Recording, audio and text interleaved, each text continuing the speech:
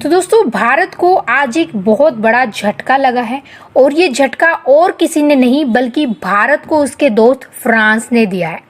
भारत की 20 संपत्तियों को जब्त करने का आदेश दे दिया है फ्रांस की कोर्ट ने। अब आप ये सोच रहे होंगे कि भारत और फ्रांस के तो अच्छे संबंध थे, आखिर फिर भी फ्रांस ने ऐसा क्यों किया। दरअसल दोस्तों ये फ्रांस की सरकार ने भारत को नीचा दिखाने या बदला लेने के लिए नहीं किया। असल में ये सिंपल एक कानून है, एक केस है और ये केस भारत सरकार हार गई है कोर्ट में।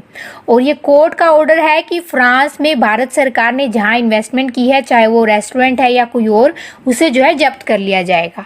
अब आपको थोड़ा केस के बारे में बता देते हैं। दरअसल दोस्तों एक यूके की कंपनी है कैन एनर्जी, जो 2007 में भारत पहुंची थी। इन्होंने भारत में व्यापार चलाया कुछ दिनों तक, फिर उसके बाद ये अपने इंटरनेशनल व्यापार पर ज्यादा ध्यान देने लग गई थी। यूरोप की तरफ अब उनकी एक कंपनी बन गई थी और एक कंपनी अब उनकी भारत में थी। फिर उन्होंने यूरोप वाली कंपनी से भारत वाली कंपनी में फंड्स ट्रांसफर किए और ऐसे ही शेयर में भी कुछ चला। यहाँ तक तो कोई गड़बड़ नहीं थी, सब ठीक था, सब नॉर्मल था। लेकिन मार्च 2012 में गवर्नमेंट ने एक नया टैक्स लाया और ये टैक्स रेट्रोस्पेक्टिव टैक्स था और ये पिछले सालों पर भी लागू होता था और करंट तो लागू होगा ही होगा। अब ये जो कंपनी थी उन्होंने टैक्स से पहले ही फंड शेयर वगैरह जो है वो ट्रांसफर करे थे। तो जैसे ही ये टैक्स का नियम लागू हुआ 2 साल बाद ही आईटी डिपार्टमेंट ने इस कंपनी पर रेड डालनी शुरू कर दी।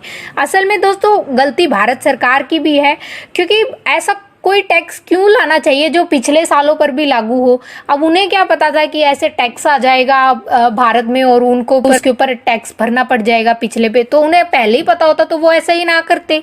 तो फिर दोस्तों जैसे ही आईटी डिपार्टमेंट ने रेड डाली वैसे ही उन्होंने इस कंपनी के शेयर्स जब्त करने स्टार्ट कर दिए।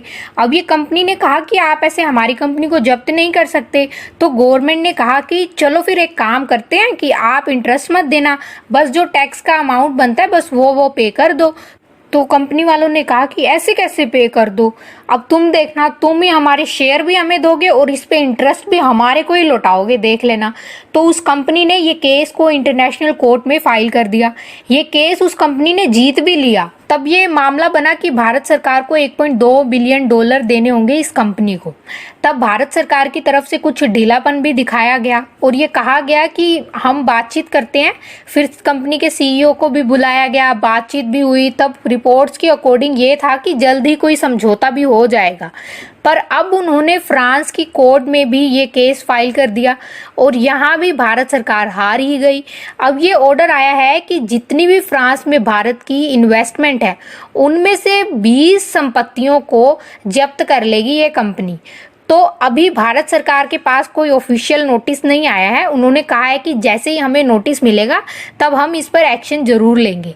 अब भारत के पास एक सॉल्यूशन है कि वो अपनी संपत्तियों को अनफ्रीज करने के लिए उस कंपनी के पे केस कर सकती है, तब तक जब तक दोनों में समझौता ना हो जाए।